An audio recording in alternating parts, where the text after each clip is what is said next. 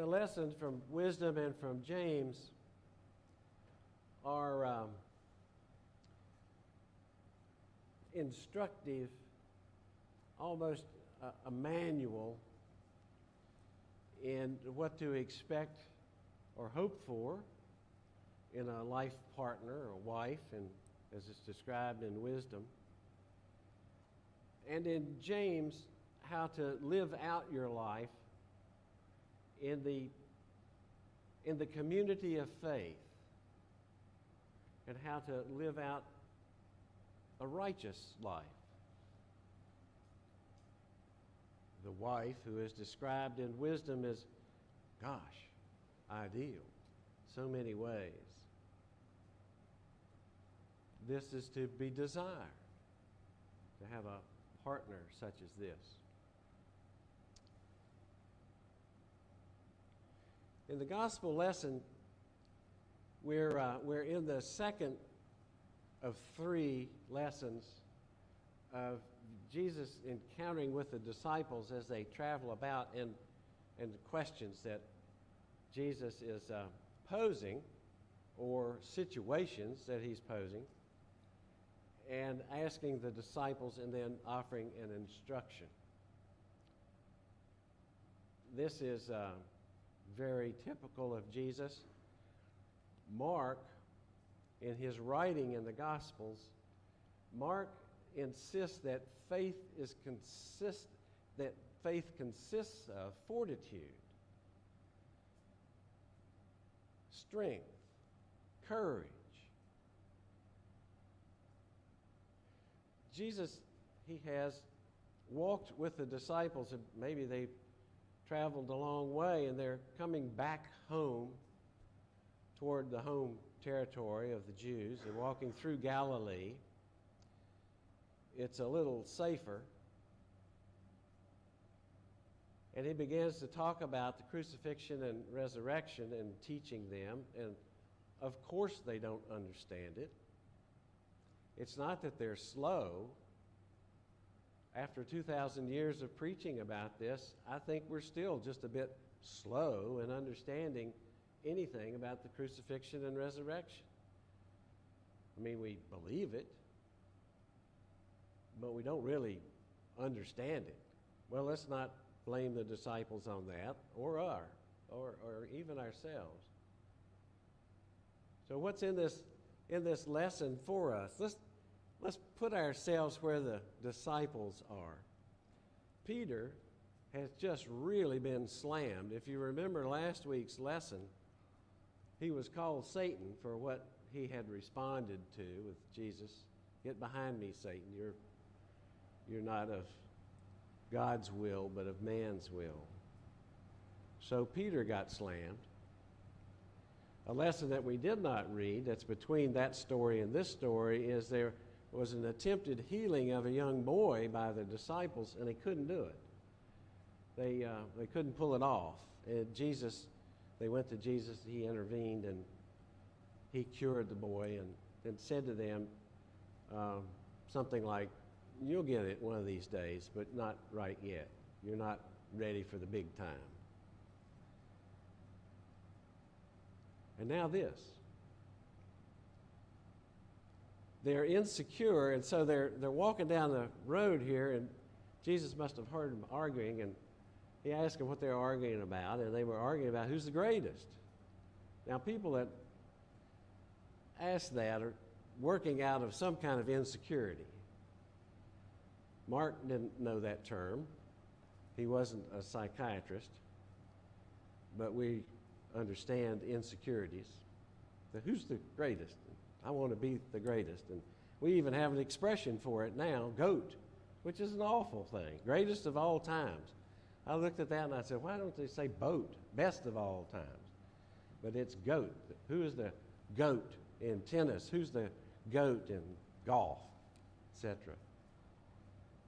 Very unfortunate term, but you get it, GOAT. Greatest of all. And they were wondering, who's the greatest? Well, who among us is worthy? You blasted Peter, and we couldn't heal that boy, so are we good enough? Who's the greatest of us? And Jesus gives us a lesson. And he takes this child, says, and some scholars think that when a child appears in the teachings of Jesus, they're actually not just talking about children, but they're talking about all people who are poor and dependent, who are weak and of a very fragile strata of the crowd. So this child is taken and said, whoever takes care of one of these very dependent honors me and also honors the God who sent me. A lesson for us. This past week, I attended a clergy day of our diocese. It's the first one in 2 years. For obvious reasons, we couldn't get together, but we did. We didn't get together because of the COVID restrictions, but we did this week. It's the first time we've gotten together and we celebrated the Eucharist and we broke into small groups. We're Episcopalians, so we have to break into small groups to talk about something. But the experience was wonderful because we were seeing one another again with our bishop, who was so pleased to see us and to be with us and encouraging to us in the work that we're doing. It was a wonderful moment, and the reason I want to say something about this is because I want you to share in that with me, because you're a part of my joy. And the bishop said, we're really holding on. We have been through something awful, and we're still in it, but we're holding on. His expression was, the center is holding. I don't know what the center is, but maybe our lesson today in Mark's Gospel will help us define what the center is. So I was meeting with colleagues, and let me tell you that when clergy get together, there's a lot of lying that takes place. How you doing? Oh, I'm just fine, just fine. You know, if you're talking to somebody and his wife had just run off with the organist or church treasurer or something, I'm just fine, things are fine. Don't worry about me, I'm fine. A lot of defensiveness there, a lot of insecurity. You don't want to expose yourself. But not this time. The small group that I was in, people were telling really good, warm stories about things that had happened to them that were unexpected, and how they felt like, I'll use an expression, how God was using them in a curious and unexpected way, and that they were carrying on with the faithful acts of the gospel in ways that they hadn't been trained for, and have been doing this for a year, and kind of grown some in that. Some people that I know that I'm back here, and some folks on the bishop's staff, including the bishop. How are things at St. Julian's? Now, how do you think I said that? An answer to them. I'll tell you what I said, and it came to me just as natural. How are things at St. Julian's? I said, it's really solid there. It's a solid group. So we got 45, 50 people on Sunday morning, which is really not bad. I know it's about 3/4 or maybe half of what we were having before COVID, but it's not bad. And we're worshiping, we're broadcasting, we have music. No, we're not singing, but we have music. And I said, what I really like is that there's this core sense that this is important and what we're doing is essential in our lives and it's worth doing.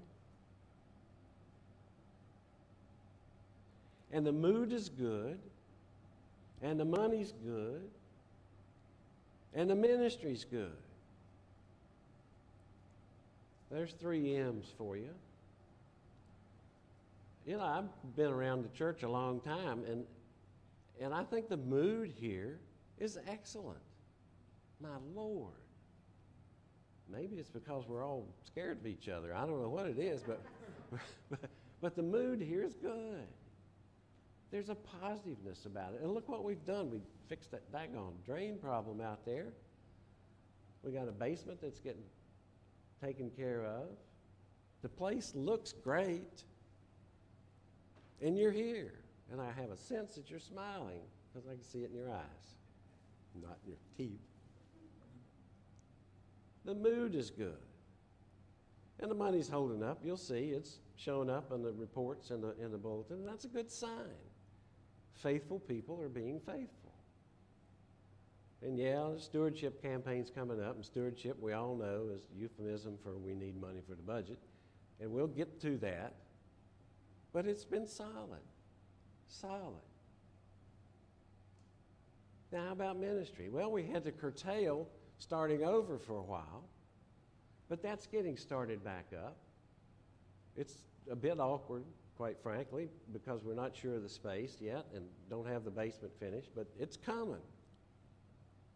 That's the little child in our midst, but there's more children than that. We have a backpack ministry. We're getting revved up again for Keep Out the Cold, which is a ministry that works with the homeless encampments here in town. We're solid. And we're trying. We're doing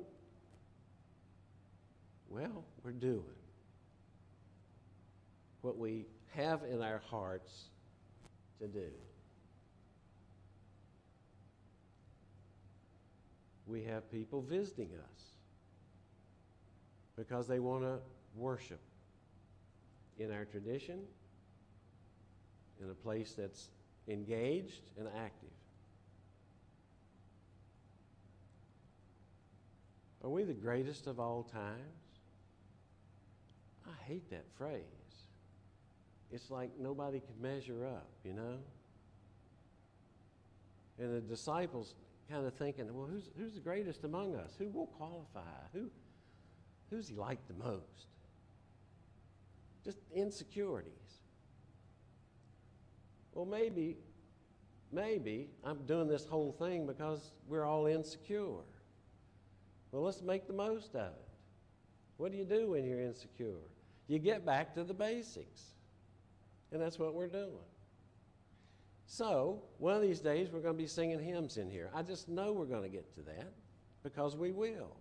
We have a fine music program and a soloist every now and then. And George touches my heart every Sunday.